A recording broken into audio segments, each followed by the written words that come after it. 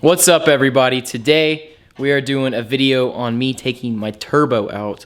I'm actually going to send it off to get it rebuilt, but I'm like halfway through the process of yanking this bad boy out. I got most of the intake off. We're on the way with getting the downpipe off. That's going to blind you.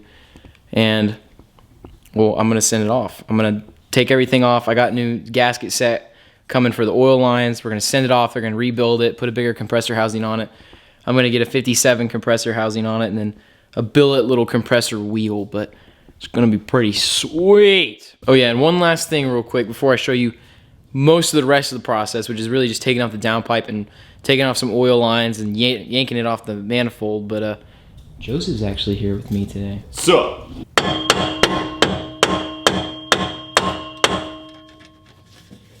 God, why is it so on there? Here, give her a few schmacks with this. See if that loosens her up. I'm beating the crap out of a pipe and it's working. All right, we switched sides now. We figured out that there's not a V-band clamp down there. It's just he used a V-band clamp as an exhaust. It was a bracket. So we took it off and it was just holding the exhaust on. It's so close. So the technique we've found, and this is really sketch.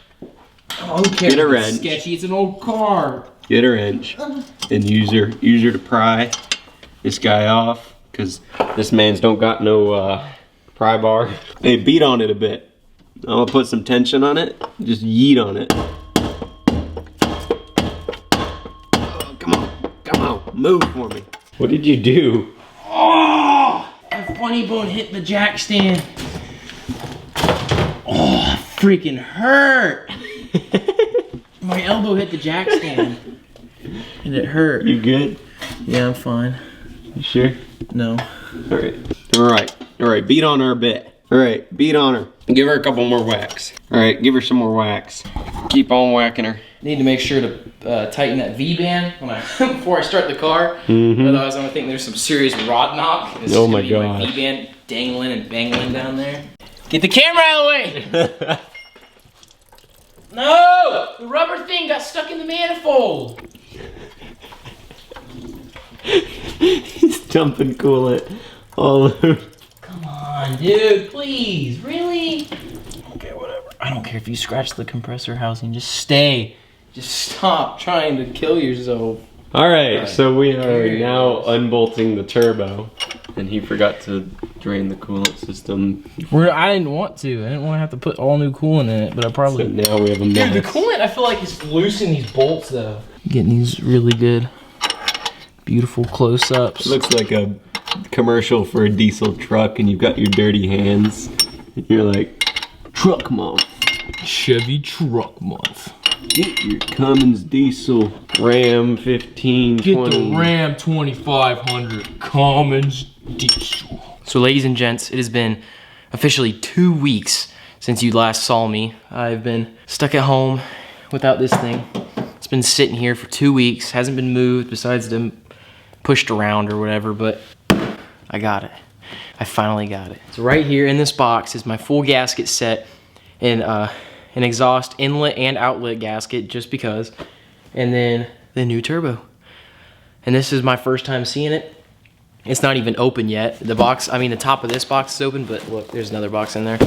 So you're not missing out on reactions or anything, but, and if you can tell, I'm gonna be a little sniffly and I'm gonna sound a little nasally. It's actually, believe it or not, it's because I have COVID. I contracted it the past week. I've been stuck inside, haven't gone anywhere, but it's really not that bad. It's like a common cold, just can't really taste or smell, but that's why I sound weird. Don't worry about it, I'm all right. So, I don't know, I guess let's start ripping this sucker open. Oh, so looky there. That is the inlet gasket from the manifold to the turbo. It's a solid steel gasket. Here is the other one. This is from the turbo to the downpipe or whatever. That's a different gasket.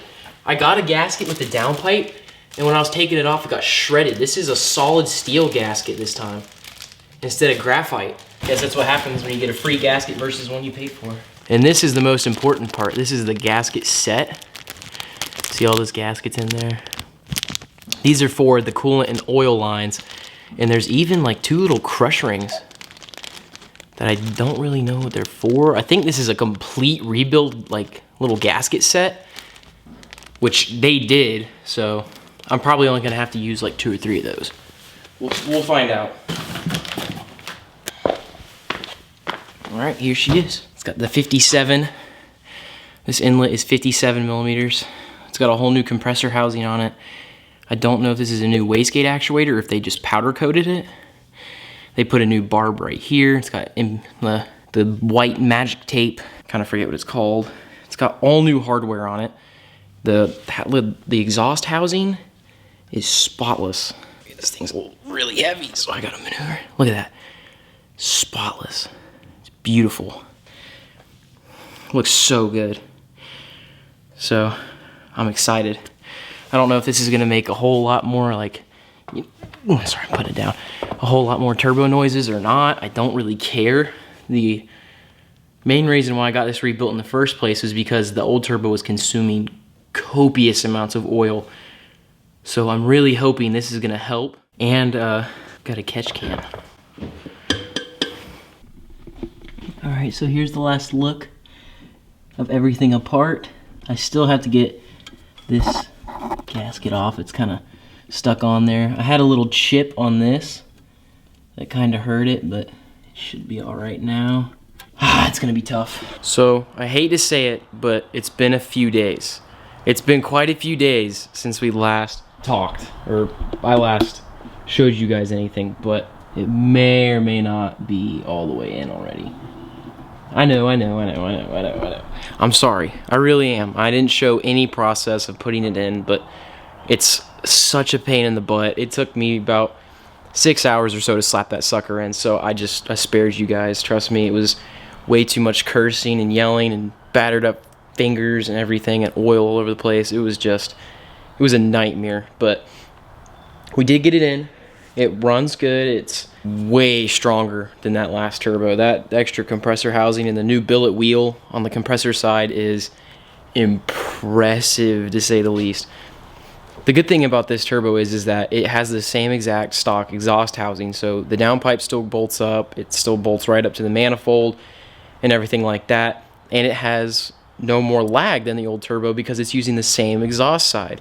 So it spools up just as fast, but now twice as hard.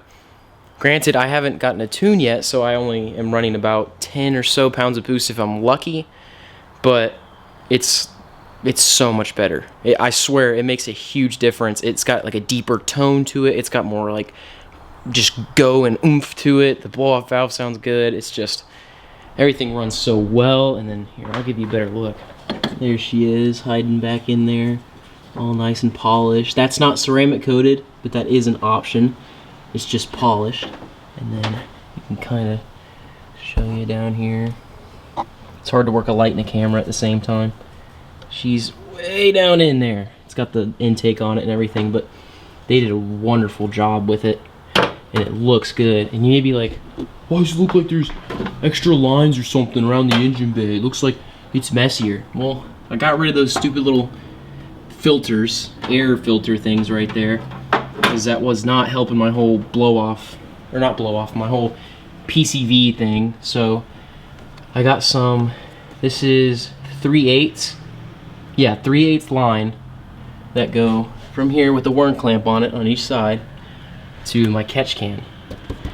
The boys got me this catch can for my birthday. It's a red Mishimoto catch can. It has the dual input and a single output. For these Supras, you do need a dual input. So that's an input and that's an input, and this is the output. So obviously it comes in here, the gases get filtered through it basically, and then the oil stays. And then you want to make sure that you put it before the turbo. And I had to do this little ghetto thing. This is 3 1/4 inch hose, so it's massive. And I had no idea how to like adapt it, so I just I shoved the 3/8 in the 3 1/4 and just tightened the crap out of this worm clamp, and it works great. There's no leaks. It works wonderful. I'm still shooting out a lot of smoke, but that's a whole nother problem we can deal with later. I don't want to make this video super long. I'll do a drive. Trust me, I'll do a drive along. I know everybody likes those videos. But for right now, this is just my experience with it, and I love it. It's good. it's a task. Like for someone like me, like I don't really know exactly what I'm doing. This is a task, but it sounds so good. It runs better. It's smoother. It's got way more get up and go and like just, I don't know, just freaking torque, really. It helped the torque curve quite a bit. But the main takeaway from this, for me getting this whole new turbo thing, is not to like have a bunch more power or whatever else. It's mainly just to have like that extra little bit of like peace of mind. Like an extra little bit of reliability. Like I know I have a brand new turbo in there now and it runs and it's not gonna fail on me. I can't take this thing to Tennessee and then all of a sudden the turbo just goes and it's just gone. So I'm really, really happy with this. The stock pipe, the stock freaking intake tube just slipped right on that thing and all I had to do was tighten it. That's it. This turbo is as bolt-on as it can get. To make a long story short, I highly recommend this. If you do this to your 7M, make sure to get the inlet exhaust gasket and the downpipe exhaust gasket. You will need those. You will tear those suckers up. I'll tell you right now. And from my experience, the best thing to do to take this thing out is obviously take all the bolts off of it, take all the tubes, move the downpipe out of the way. Make it basically completely loose. And that oil supply tube, oh my gosh, that oil supply tube is a nightmare. But take that out, get the turbo like all completely unbolted, and then just kind of like tilt the turbo up slightly and shake it and pull on it upwards, and it should eventually kind of like come loose. And actually that supply tube was so stuck on the turbo that Joseph was here while we were taking it off. He had to get a screwdriver in there, a flathead, and pry it off. So if you have to do that, I know it's kind of scary, but just do it. Drift Motion, if you need anything, they have a full gasket set on their website for only 11 bucks. They're all genuine good gaskets. They work perfect. No leaks so far at all. And also, when you're putting the new turbo on, the oil line, like the little film, like the little gasket, the little paper gasket, I highly recommend getting some RTV. So you just slap a little bit of RTV on that side, stick it onto the turbo, and so you don't have to worry about it falling off all the freaking time. I highly recommend that. It just gets one less thing that you have to worry about while you're putting this thing in. Other than that, guys, I think that's going to be it. I know, I'm sorry, it's not really an install video. It's more of like a watch me unbox it and then it's just there. I know, I'm sorry. I'll do more in-depth videos, but this thing is just, it whipped me. I'm gonna be honest, it whipped me. Anyways, thanks for watching. Please subscribe if you watched till the end. I love you. And I'll see you guys in a video of me driving this thing very soon.